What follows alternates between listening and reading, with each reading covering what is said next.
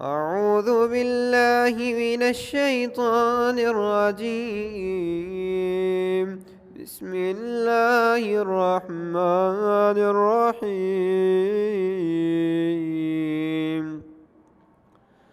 وإذ قال إبراهيم رب اجعل هذا البلد آمنا واجنبني وبني أن نعبد الأصنام رب إنهن أضللن كثيرا من الناس فمن تبعني فإنه مني ومن عصاني فإنك غفور رحيم. ربنا إني أسكنت من ذريتي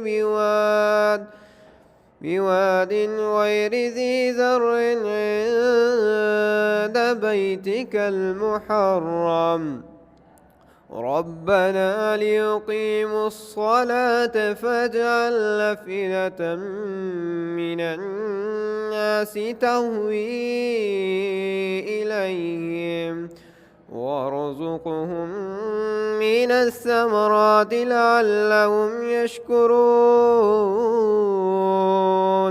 ربنا إنك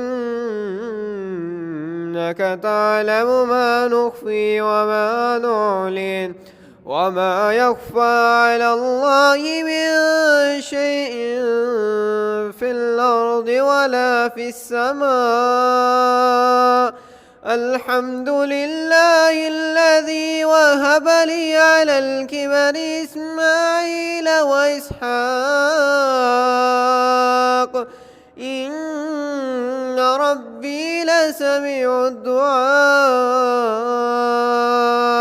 رب اجعل لي مقيم الصلاة ومن ذريتي ربنا وتقبل دعاء.